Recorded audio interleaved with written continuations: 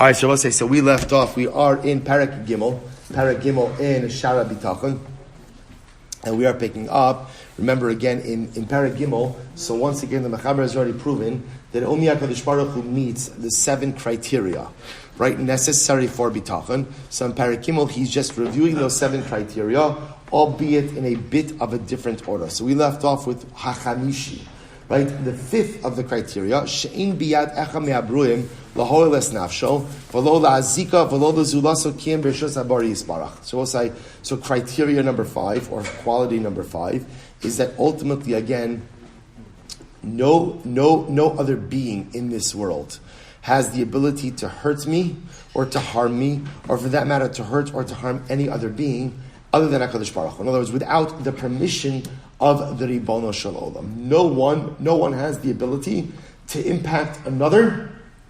Let me say it differently. No one has the ability to impact me, and no one has the ability to impact anyone else without the permission of the Ribono Shel Olam. Ki ha'eved, it was very interesting. It gives an interesting mashal over here.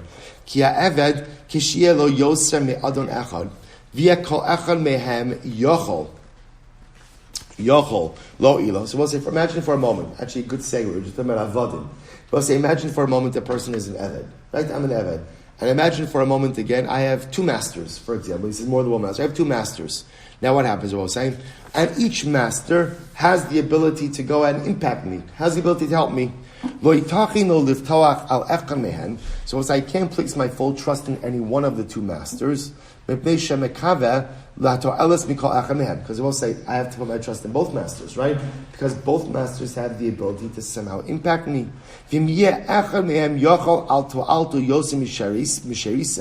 But if one master, let's say, has more power than the other masters, so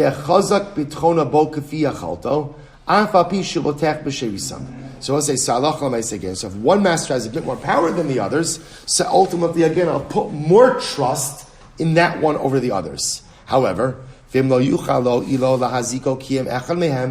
if one of the masters really is the most all-powerful, and he's the only one who really has control over me, I will place all of my trust in that master alone, because at the end of the day, no one else has the ability to impact me other than that master.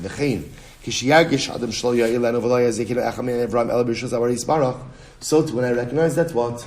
No one has the ability to impact me other than HaKadosh Baruch Hu, Yashuv libo miyirasam, v'tikvasam, I'll stop fearing other people, and I'll stop putting my hope in other people. V'yiftach ala bori levada. I will say, wow, what a phrase. And I'll put all of my trust in HaKadosh Baruch Hu. Kimo shene'emar, al tiftechu b'nedivim, don't trust in the princes, but then Adam she'en lo tshua, the son of man who has no salvation. So Rabbi said, criteria number 5 is absolutely incredible.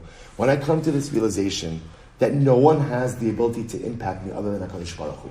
Others Rabbi say, anything that is going to happen to me or not happen to me in life is only because HaKadosh Baruch Hu decides it. Could other people, again, play a role in the execution of the will of God? Absolutely.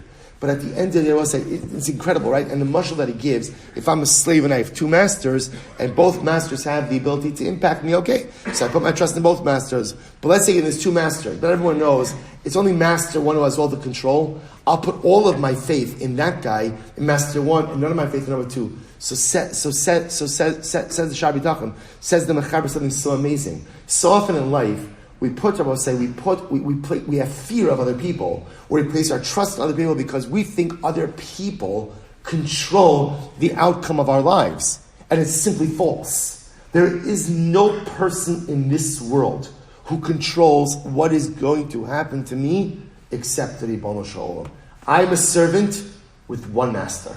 And that one master holds all of the keys. And that one master has all of the control. And as such, all of my bitachon, my entire trust and sense of security goes into one master. We'll say, so profound. That's 5. 6. That's shishi. Sheyeda raf tov alokim ala adam.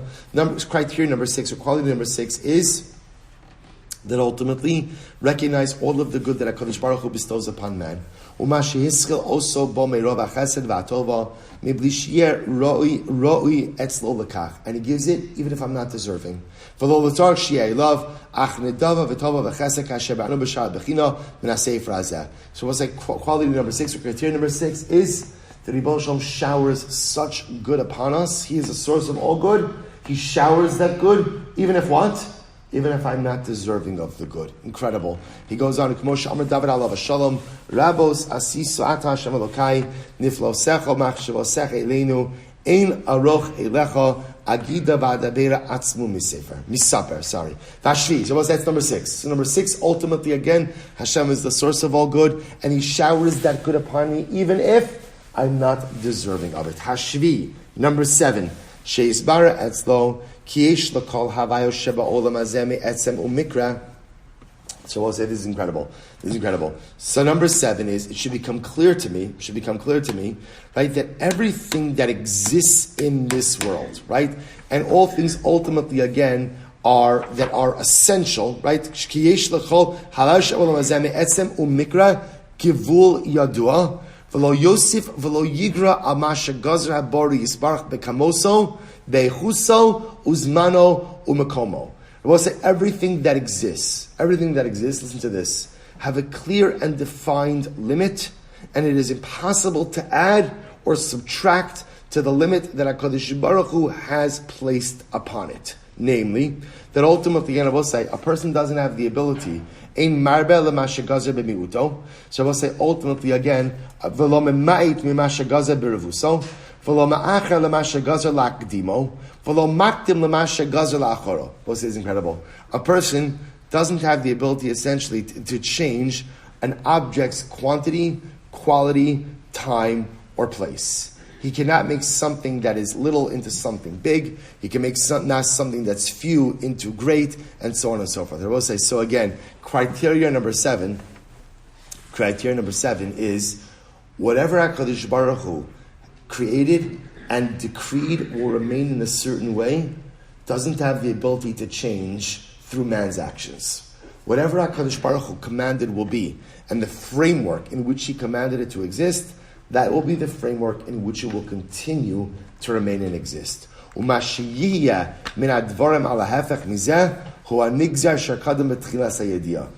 is interesting. And anything ultimately, again, that does happen in this manner, ultimately what has been decreed from HaKadosh Baruch Hu from the beginning of creation. So I will say, criteria number 7,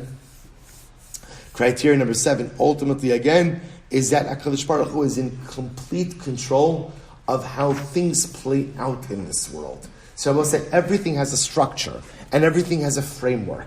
And that framework itself has been created by the Ribono Shel Olam, and man does not have the ability to impact or to change that framework. Now, can the framework change? The framework could change if HaKadosh Baruch Hu decides to change it. And very often those changes themselves have been programmed into creation itself. But Lamaisa, the framework created by the Ribono Shel Olam ultimately is the framework that I'm in. So also we'll stop over here for today. Again, we're pretty much caught up. We're about 3 lines short of the Hachzek program, but it's a good place to stop. Anyway, I will say, Shkoyach.